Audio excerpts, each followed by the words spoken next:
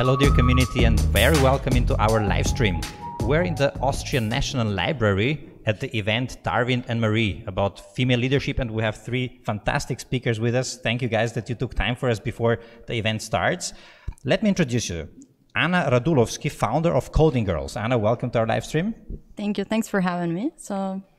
Then we have, I will ask you what you do exactly. Then we have Johanna Hummer, head of HR at Sanofi Austria. Welcome, Johanna. Nice to meet you. Nice to meet you. And we have Siri Shirazi, research fellow at Harvard Kennedy School, dealing on topic of gender equality and many more. Welcome to our live stream. Thank you. So let's start with Coding Girls. Very interesting organization. What exactly do you do? A short pitch so that we have a context on your, so to say, keynote then later on. So Coding Girls is a global nonprofit helping girls and women to get into technology and develop a tech career. So we organize different kinds of events, meetups, workshops, courses to actually empower, inspire, and enable girls and women from different parts of the world to get into technology and grow professionally. We also have Women Tech Network, where we basically connect diverse tech talent with different opportunities at companies who value and support diversity. How can somebody join your school?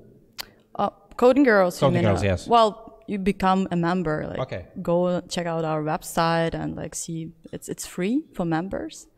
Yeah, and regarding the Women Tech Network, you either need to get invited or apply to receive an invite. So you can join an after-work events where we connect basically women in technology and diverse tech talent with companies who support and value diversity inclusion and want to create a culture of belonging. Fantastic. How many members do you have as of now? Well, we have basically online community, which is big, which is growing every day. We have events. For example, just recently, yesterday, we have an event in Munich, Women Tech Network event, which was a big success. We received a positive feedback this morning, so we were super pumped. And one company said, can I participate also in Berlin? Really like that. Perfect. Johannes, Sanofi Austria, maybe you can pitch your company. And in the second step, I met three of our colleagues yesterday at the pre-opening, and they gave me some very interesting insights on the topics that you're dealing with. So maybe you can just give us a brief overview of your activity scope. Yes. Sanofi is a global acting pharmaceutical company focusing on innovative researching pharmaceuticals with a very broad portfolio. On the one hand, we have more than 100,000 employees globally. In Austria, we are about 160 employees here situated in Vienna and all across over the country. We are dealing currently with the topic new work. This is one of our crucial topic. Currently, we implemented a very flexible working and time model this month, so in the beginning of February, and I'm very happy to share my experience and my ideas about this in our panel later on. Okay, but I will still ask you in this panel first to share it also with our live stream community, because this is a topic that gives us a lot of, so to say, attention, and it's a very, very current topic. Siri, what do you do? It says Harvard Kennedy School, you're research fellow, especially in gender studies. Yeah. Can you give us some latest topics, so to say, from America? So I study how organizations, companies, nonprofits, governments can more effectively advance gender equality. What are the different things that they can do to tangibly level the playing field for all of their employees so that everyone has an even chance to succeed? And what's exciting about my job is I get to study exciting things that companies are doing, like flexible work or setting goals and targets for female representation, to figure out how well they actually work. And in fact, sometimes we find that things that sound like really good ideas, like diversity training or unconscious bias training, don't actually have the effect that we think they might in practice. So I think it's very important for companies to both be innovating and piloting new things and trying new approaches, but also scientists to be studying them so that we can learn and sort of amplify the best approaches and then retire the worst ones. We know that in Europe or in Austria, one more question regarding this topic, we have to do, so to say, a lot to catch up. What kind of situation do you have in America? Is there a need to discuss and make awareness on the topic of female leadership, or Huge. Are you already, okay? Huge. No one's got it. There are countries, especially countries in Northern Europe, that are doing better on certain metrics. And then a lot of countries, a lot of organizations that are really struggling. So this is not something that anyone has figured out. We all have work to do. And it's also not something that we're ever going to be done with, right? Any company, if we ask them, when would you consider that you're done dominating the market? They would say never, because you'll always need to work harder and innovate, and there's always new threats and new competition. It's the same thing with diversity and inclusion. You're always working on it. Did you see in your studies any best practices on a global scale that you can maybe mention briefly? Several. I'll give you a couple. One is setting goals and targets. They might be quotas, which are binding, or they might be voluntary, in which case we would call them goals and targets. But setting goals publicly and holding yourself accountable to achieving them is an evidence-based way to achieve your diversity goals. Excellent. You mentioned new work as being, so to say, current topic also on your desk. What kind of measures did you implement, and what is the first feedback of the employees? I mean, I think it's one of our core values, on the one hand, teamwork and also courage. We got feedback from the employee survey last summer and also from the employees council that people would like to have more flexibility during the day, and not only from the time point of view, but also from the location where to do the work. We implemented then, and this was something new work for us as well, a project team led by a female young talent, who then took the time to set up a diverse project team, and this project team then really prepared a proposal. The steering committee was on the one hand HR and the managing director, and we also had the chance to include the employees council, and this was really a great success, into the steering committee to work on with us in this context.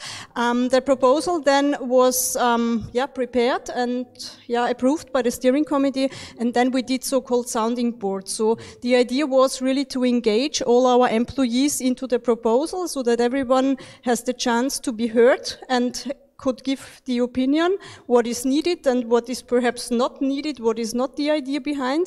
And then I think most crucial is as well to prepare the managers well for such a big change. And we did really a two-side, off-site meetings with the managers in January to prepare them to have the same mindset, to have the same voice, so that our teams see that the managers speak the same language, what we would like to have here in this context with this flexible work. We started on the 1st of February, and to be honest, the first feedbacks are very good. People use perhaps to go for a sport lesson in the morning or something else, like, I mean, it's not only the families and the kids you have to take care of in the afternoon, it's also nursing of the relatives is really a big topic in the meantime, so that really everybody could organize his, her day, him, herself, and we are very confident that this will work out. Are these kind of models enabling female leadership even more, so to say, than it used to? Are they relevant for women more than for men? I would say we are always talking about our initiatives. We call these living and working at Sanofi, and we think it's for all our employees in all different kinds of life situations they have. So yes, for sure, I guess it's more women who really need this flexibility and appreciate this, but we are always talking about family situation and not only about the female leadership there. Anna, you have many insights on Conde girls, so to say, what women in tech would appreciate in their work environment. What kind of feedback do they give you? What kind of environment do they seek for to perform accordingly?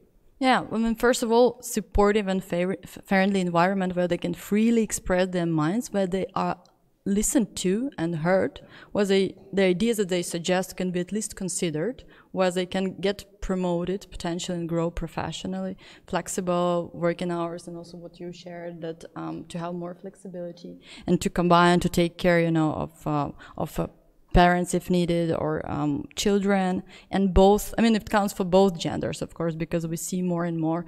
And that's, for example, the culture, because I have a baby, and together with my husband, for example, we share responsibilities. So it's important so both partners can have flexibility.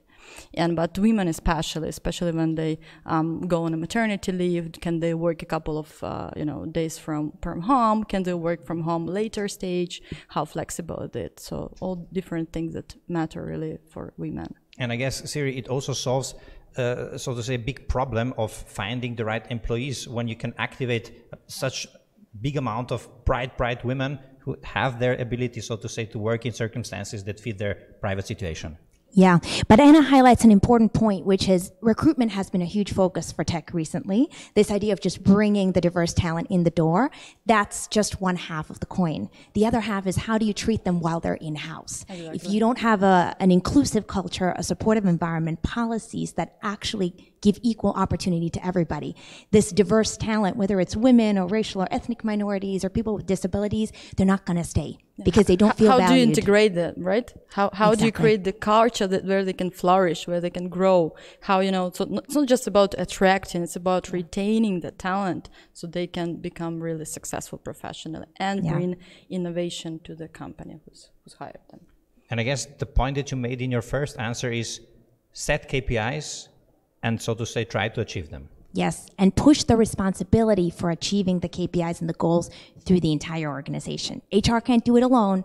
Edicts from senior management can't do it alone. Even frontline managers can't do it alone, right? Because every single small everyday interaction that you have with colleagues shapes your experience of, do I feel like I belong here? Do I feel like I belong here? Or is this not my place? So it's everybody's responsibility. Perfect. Let's leave it on that note, so to say. Thank you for these short insights. We're at Darwin Marie conference. Stay tuned. We have another panel in a few minutes, and then obviously we will enjoy the conference the whole day and report about it. Thank you very much, and see you later. Thank you.